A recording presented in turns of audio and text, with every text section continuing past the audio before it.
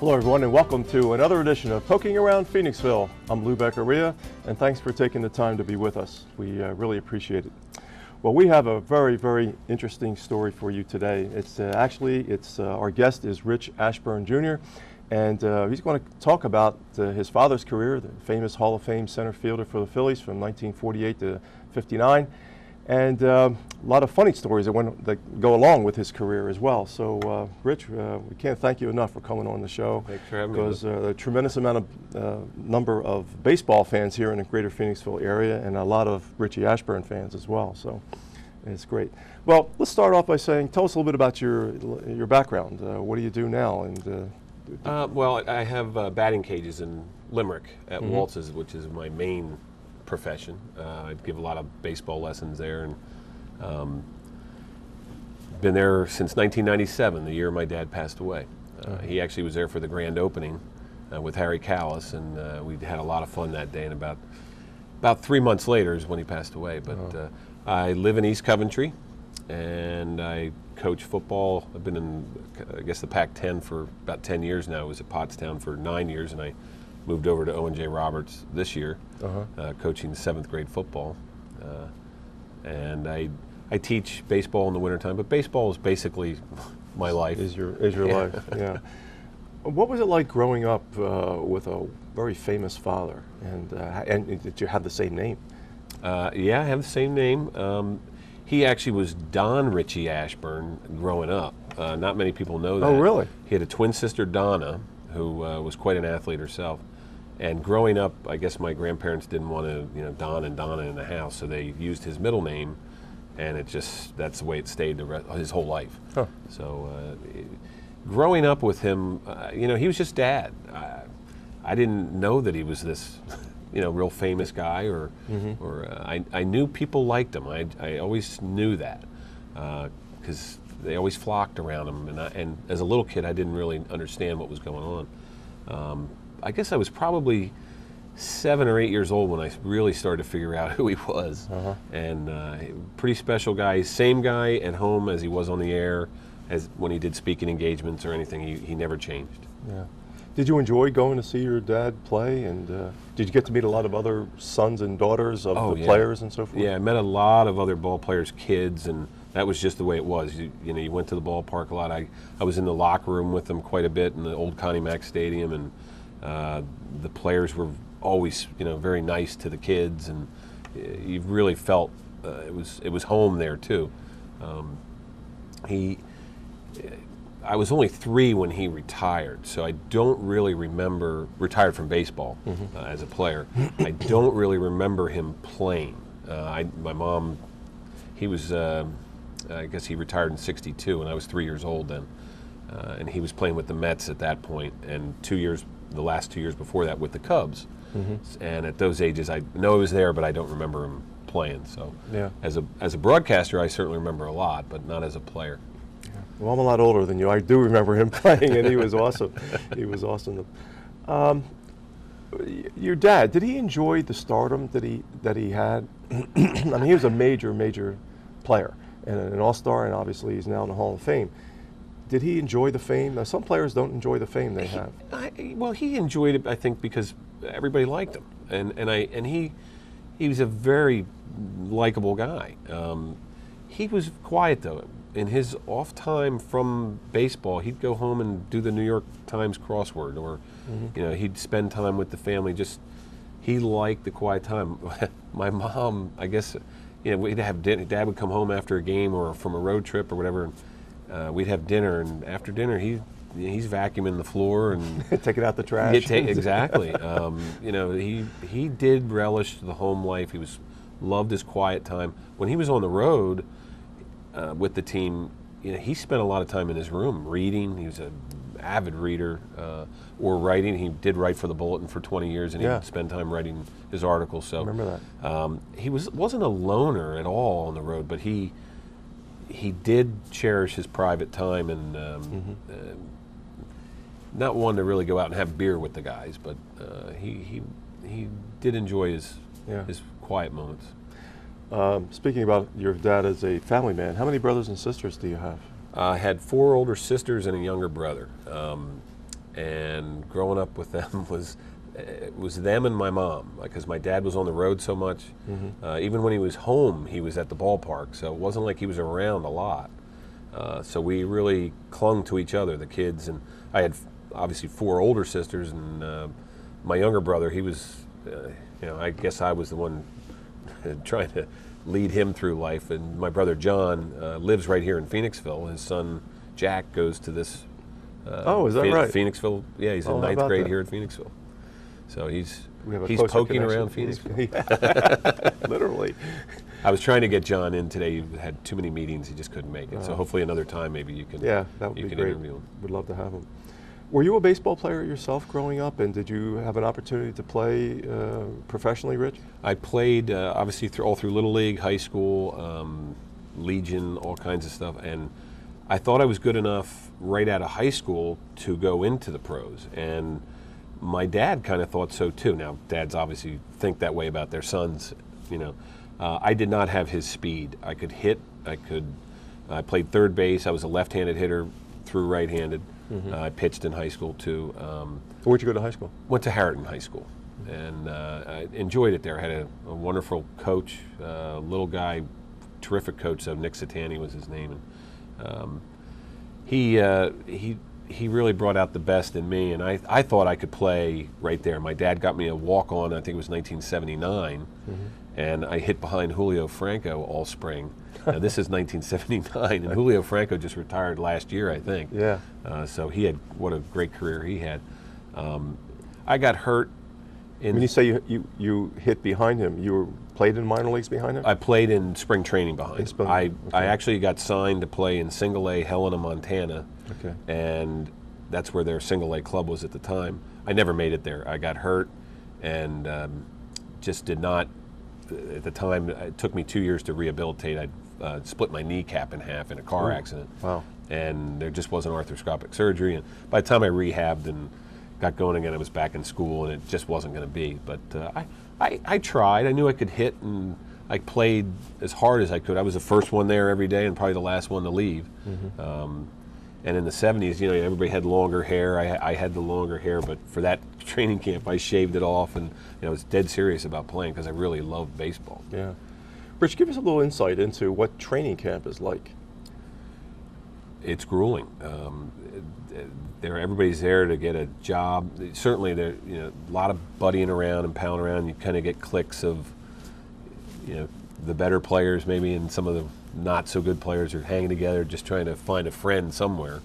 Do the veterans are they friendly with the young guys coming up? Or, I never saw the veterans. They stay pretty much the camps that we were in.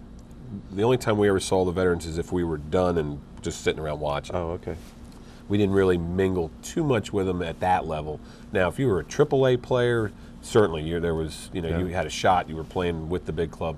As a Single A player, I never saw the big guys in my camp. Right. So, but I was very impressed with some of the ones that were in there, especially Julio Franco, who was a tiny little guy at the time, but had tremendous speed, bat speed, and hands, and you could just see that this was a kid that was going to make it. Yeah. What do they concentrate on in spring training with the young guys like yourself in rookie ball, Single A ball? Obviously, they've signed you because they think you've got some kind of potential, but they also must think that you're raw. Not you, but I mean general players. Yeah. So what do they work on first to start refining your skills? Well, they first, they know they can't teach speed. This has been the same for years. They're the 5 tools. Yeah. They work on your speed. They work on, they want to see what kind of glove, and they put it to you. You're taking a lot of ground balls. You're hitting a lot of batting practice. There's a lot of inter-squad games. They really want to see how you react to, right, left-handed pitching. I mean, they really, and I know they've been doing it a long time. They still do a lot of the same things that they did when I was there now, and they put you through it. As they should. Yeah, yeah. Let's get back to your dad for a second. Sure. I know when you came to Rotary last week, you had lots of funny stories to tell about your dad and his career. So could you share a few of those with our audience? Sure. There's certainly a lot of them, and probably some I can't say here on TV, but there is one I'll say. It's a little, a little bad, but Dad was playing a game in, I'm pretty sure it was St. Louis, and he had had a summer flu. He wasn't feeling real well, but he had a double that he was trying to stretch into a triple. And between second and third, he lost it.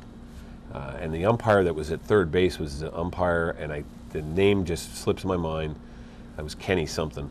He's the only umpire ever to throw my dad out of a game, and he did it twice. And anyway, between second and third, Dad had a little problem. He had an accident. Had an accident, and he slides into third base. Umpire calls him safe, and he looks at Dad and he says, "Rich, I think you crapped your pants." And Dad got up and looked at him, and in his wry wit, just kind of, that's the best call you've made all year. He threw him out. And right out he went. He threw him right out of the game. And at that point, I'm sure my father was happy to leave. But that's one of the stories that does not get told on television too much. So, but I did share that with your Rotary Club, and it's a funny story. And that's the thing I miss the most about Dad are his stories. Excuse me. And he could tell them so well. That was the beauty of it. He had this slow kind of drawl, this Midwestern drawl, that it just kind of added to the flavor of the stories, to the content of the stories. And I guess he got that. My grandfather was also a pretty good sandlot player, his dad, and he told stories as a kid. I remember him telling me how he was bald, as I knew him his whole life, but he always told me he was scalped by the Indians. And just I knew where Dad got his wit and humor from. It was from his father, but Dad had it to another level, as many people heard over the years as a broadcaster. Now, those who followed your dad's career know that he was legendary for disliking pitchers. Could you tell us some of those kind of stories about his dislike of pitchers? And it was really thorough. He really did. He did not like pitchers at all, and some on his own team he didn't like. He did room with Robin Roberts, so I think he always liked Robbie. But there were pitchers he didn't like. He always thought, why are pitchers up on a mound? They should be in a hole. he never figured that out. He didn't like it because they'd spit on the ball, or they'd cut the ball, or sandpaper, or Vaseline, or they had a basic toolkit out there to wreck a baseball, and he just didn't trust them. He did not like pitchers. Yeah. He wouldn't let my sisters date a pitcher. Really? No, he would not.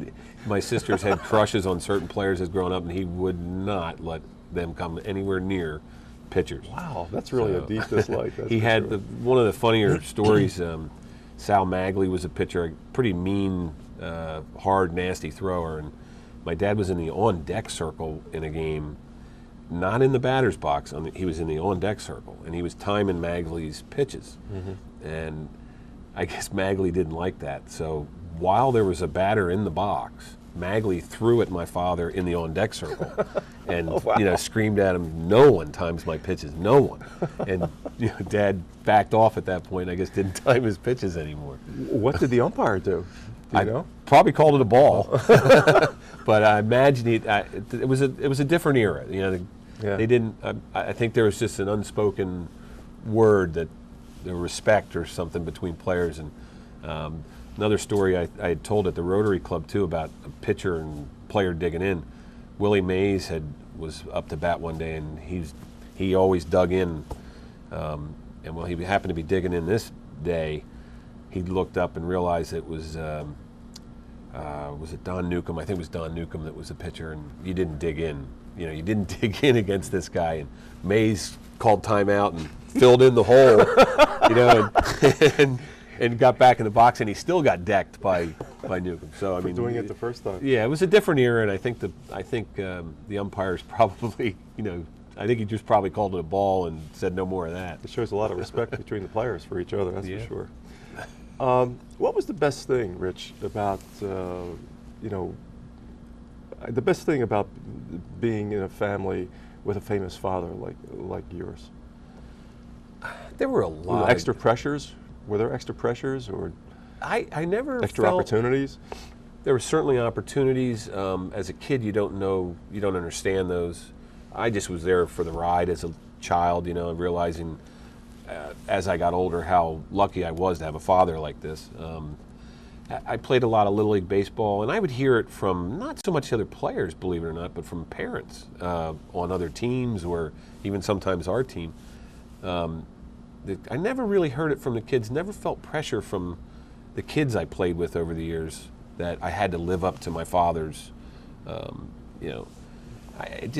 that wasn't there from the kids. There was an incident once when I was a Little Leaguer, it was an all-star game actually, and in Gladwin, that's where we grew up, and I had hit a double and a single earlier in the game, and I'd come up and I think I popped up to shortstop or something, my third at bat, and as I'm coming around the bag, I hear this, "Can't hit like the old man, huh?" And I'm thinking, where was this guy for my first 2 hits, you know? And I went back to the bench and didn't think anything of it. Well, after the game was over, and I didn't realize my dad was there. When he would go to the games, he would sometimes sit off where no one, so he wouldn't disturb anybody. Right. And I He guess didn't want to draw attention away from didn't want you. to draw attention. Well, he must have heard that comment, and he let this guy have it in the parking lot like I never. Wow. You know, you never do that to a child. I don't care whose kid he is, and you know, he really laid into him, and it was at that point I kind of was like, whoa, you know, he had my back, but Yeah. you know, I didn't realize how much it actually bothered him As a you father. know, as a father, and it was a sort of an enlightening day, I guess. But I was still never the kids. I never had any trouble with kids on our team or other teams that were, you know, that would say comments like that. Yeah. Now, did your brothers and sisters, your brother and your sisters, also have a sports background? Were they athletes? Yeah, all my sisters. My mom was a pretty good athlete too, and but she really focused on raising the kids. And you know, once we were all raised, she went back to playing golf and things like that. But my sisters were all field hockey players and lacrosse players, and my brother played baseball and football like I did, and very athletic. My sister Karen was a terrific tennis player. I think Harriton, like here at Phoenixville, I know they have a good tennis program. At Harriton, they had won like 11, 12 years in a row without losing a match. Wow. And she was very good. She played in state tournaments, and so yes, my sisters and my brothers were also pretty athletic. Good. Okay. We're going to take a break for a commercial right now. Okay. Please stay with us. My guest is Rich Ashburn. We're talking about the legendary baseball career of the famous Rich Ashburn, Hall of Famer. Please stay with us. We'll be back after this word from our sponsor.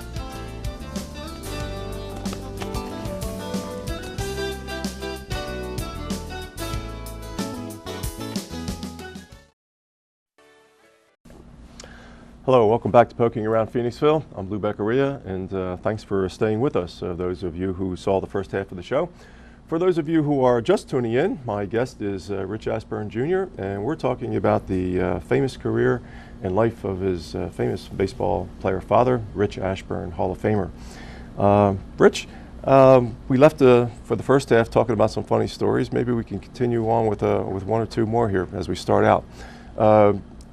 You had a story I know that you told at Rotary about Stan Musial, and you were at the Hall of Fame induction in Cooperstown, and you had the pleasure of having breakfast with Stan Musial.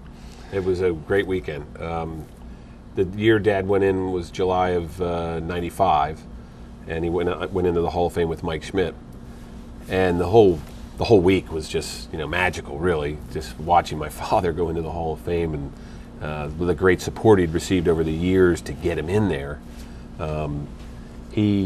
Just watching him all that week was magical. But anyway, I was at breakfast the morning before he got in, and I was actually at a table, and Stan Musial was sitting there by himself, and I sat down, and I was in heaven just being with Stan Musial.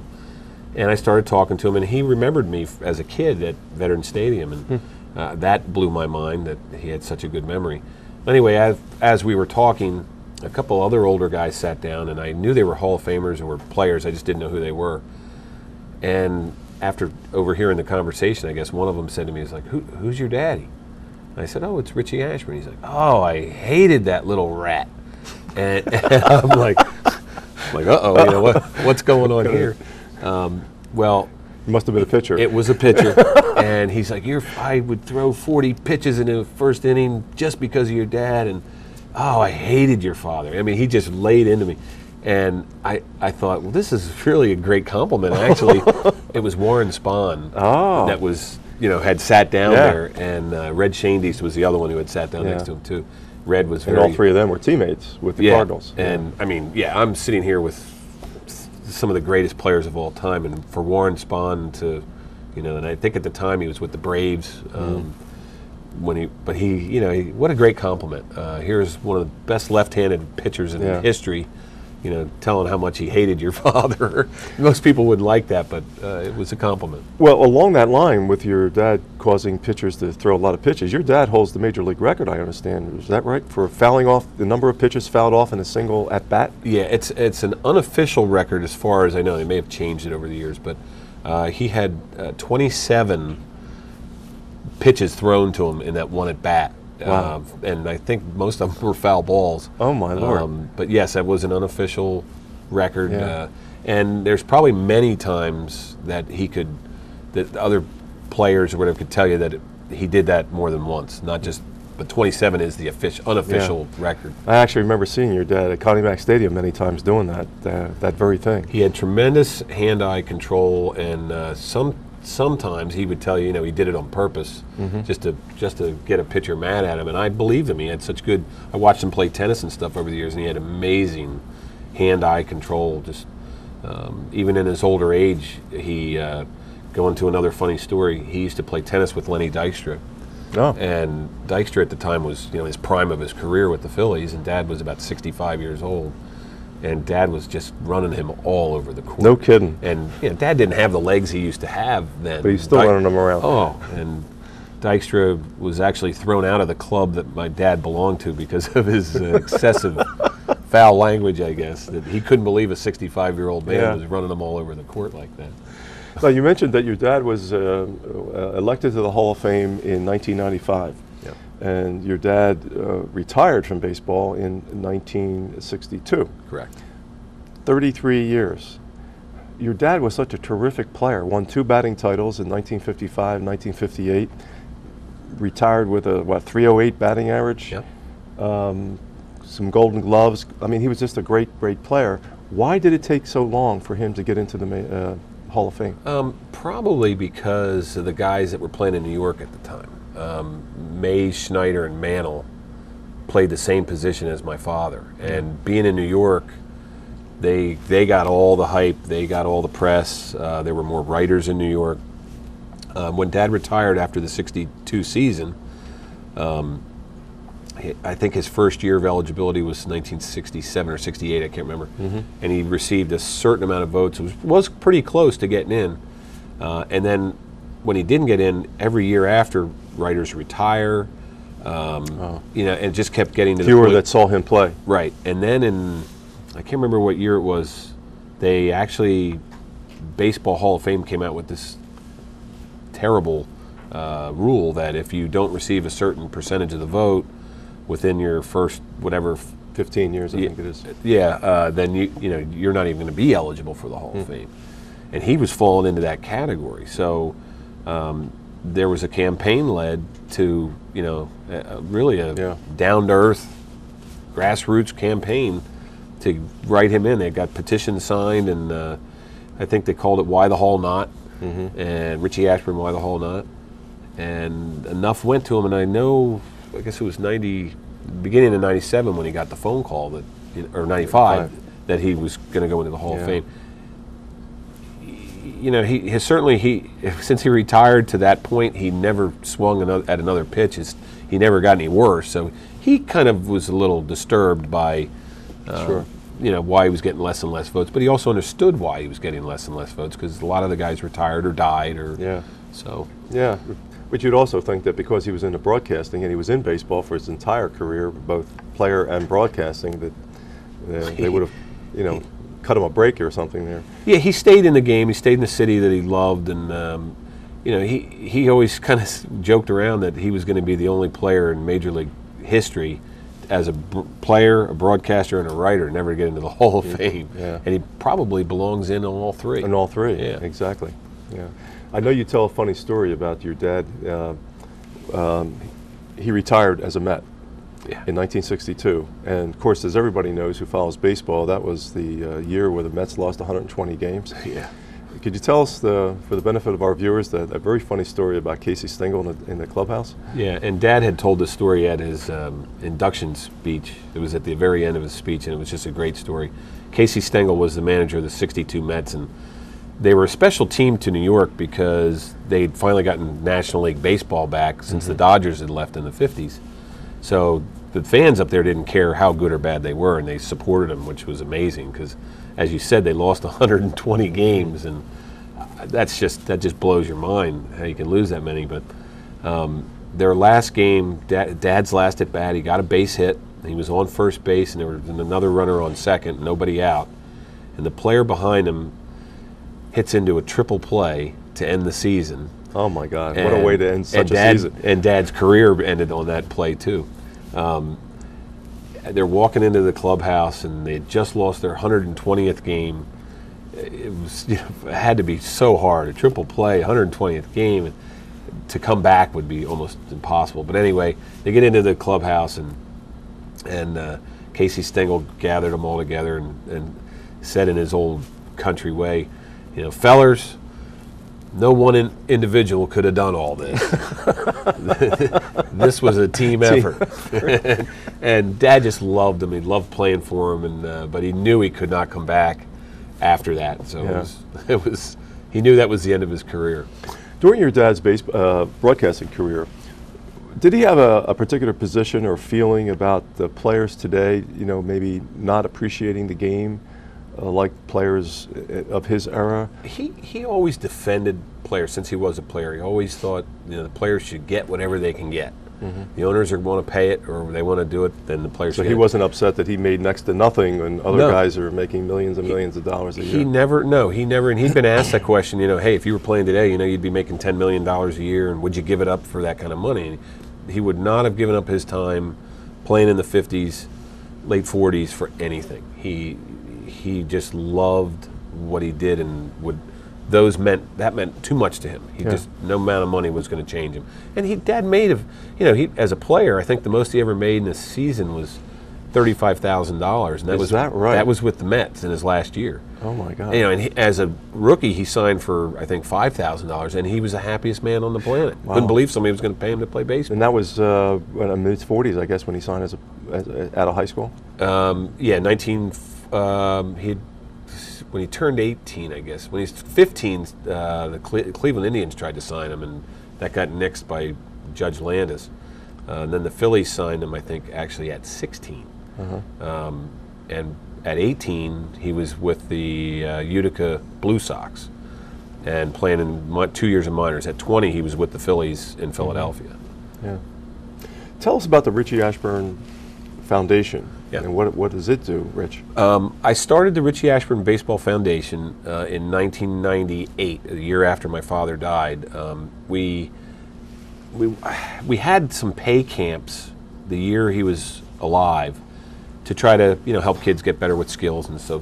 When he died, myself, Ruben Amaro Jr., and Rick Meller, who's the head baseball coach down at Penn Charter and also a friend of mine, we started the foundation as free camps, and that's the way they still are. The foundation, we probably it's all inner city kids we've done so far, mostly in Philadelphia. About 1,500 kids a year will go through our camps, and they're week-long camps. They're free for all kids. We go to little leagues and boys clubs, and just put on 4-day camps for them and try to teach them baseball. Penn Charter School is one of our sponsors, main sponsor really. The Phillies are too. And we get to pick 2 kids out of all of our camps every year that have a chance to go to Penn Charter free. Wow. And get an education at a great school. They really are. It's an Interact school along with Haverford and Episcopal and Malvern. And, just a terrific education. So every year we're giving at least 2 kids a chance to get a better jump at life, I guess. How do you raise the money for the foundation, Rich? Donations. At little leagues we go to, believe it or not, the parents will come in there, hand us checks. Here we understand. We do fundraisers. We've had every 2 years or so we'll do a big fundraiser down at Morton's. We're going to do one in February. We're going to honor Harry Callis this year. He's on our board. He's a huge part of the Baseball Foundation, gives a lot of his time. And we get players to help out. Chase Utley and Shane Victorino are our player sponsors, and they're terrific with kids. And, the Phillies are a major donor. I want to say we're part of the Phillies charities. So whatever they come in, we get a percentage of. The foundation gets a percentage of. We have to raise about $50,000 a year, a little bit more, in order to pay our counselors, and we give kids T-shirts for the camps and things like that. We're not big on giveaway items, but we'd rather teach them baseball. But we survive on the public, whatever we can get from the public. Yeah, good. Getting back to your dad's broadcasting career, it's very well known that your father and Harry Callis had a very close relationship. What was it that created that bond between them? Was it just the years, they spent so many years, or was there something in the chemistry between them? I think the time spent together had something to do with that, but they were both genuine good people. Harry knew he was coming into a tough situation, taking Bill Campbell's place, and he didn't want to step on that. He knew Dad was liked, and for whatever reason, they just clicked together, and always, from day one till the last night they broadcast together, they were best friends. And I mean, I saw my dad, I think he treated Harry maybe even better than a brother. I mean, sometimes brothers fight. I never saw those two fight. Dad, he would be stern with Harry when needed, and I think Harry realized a lot of people were trying to cater to him, and respected Dad for that. So. Did Harry take your dad under his wing, so to speak, as a broadcaster, because he was an accomplished broadcaster and your dad was not when he first started? Well, Dad started in '63 with the Phillies, so he'd had, I guess, 7 or 8 years under his belt. He had certainly improved. I know when Dad first started, a lot of people didn't think he was going to make it because he was almost too quiet. He was, he was a baseball player that didn't happen. Dad was really one of the first baseball players to become a broadcaster. Yeah, that's right. He was a forerunner in that. And a lot of people didn't think that was going to work, but his humor did. And I think Harry, in a way, did take Dad under his wing, because Harry has a terrific voice, great command of the English language, the game itself, and I think with Dad's humor and Harry's total professionalism and humor, they just clicked, and they were great together, obviously. Did your dad ever consider coaching or managing? Yeah, he did. He saw what kind of team they were going to have in the early '70s, and he had expressed an interest to Bob Carpenter and Ruley at the time, who owned the team, that he thinks he could manage these guys. And I think that was sort of a shock, because they liked Dad where he was, but Dad was a competitor. Everything he did, he was fiery. He was, and I think he would have made a good manager, because he wouldn't have, as a player, I think he would certainly side with players, but he also would let them know, let them have it when they needed it. Yeah. Kind of what Charlie Manuel was doing this year. But he did express interest. Paul Owens, I think, went to Bob Carpenter at the time and told him, "You can't hire him because you might have to fire him someday." Right. And nobody wanted to fire Dad, so it just never happened. And I think Dad told me years ago that he wanted to be a manager, maybe then general manager, and then kind of put the cigar and watch the game. But I think his career was perfect as a broadcaster, and I'm glad he stayed there. It worked out that way. Yeah. We have just about 30 seconds left, but is there one final little funny quip story you might be able to tell us that we can sign off with about your dad? Funny. Maybe in his broadcasting years or something. Quick one. He was with McCarver one time. This is another one that doesn't get told a lot, but he was with Tim McCarver, and they were talking about baseball superstitions. And he asked Dad what one of his was. He said, "Well, when I was on a hot streak, I'd take one of my baseball bats to bed with me." And then there was a pause, and then he said to Timmy, he goes, "Tim, I slept with a lot of old bats." And in those days, you just didn't say that on the radio. McCarver kind of went crazy, but Dad got away with that kind of stuff. That's a great one to end the show with. Rich, thanks very much for being on the show. It's great to relive the memories of your dad and what a great man he was and what a great player. Thank you. I appreciate you letting me be here. And thank you for tuning in to Poking Around Phoenixville. It's certainly been our pleasure to bring you this very interesting and warm story about the life and the baseball career of Rich Ashburn through the words of his son, Rich Ashburn Jr. I'd like to thank our Phantom TV team who put the show on the air for us today. Our show was directed by Art Carucci and produced by Pat Hagerman. Student assistance for today's show was received by Corey Lewandowski and Lindsay Jones. Our sponsor, the Phoenixville Federal Bank and Trust, the leaders in community banking. And remember, play nice and be kind to each other. I'm Lou Beccaria. I look forward to seeing you around town, everybody. Take care.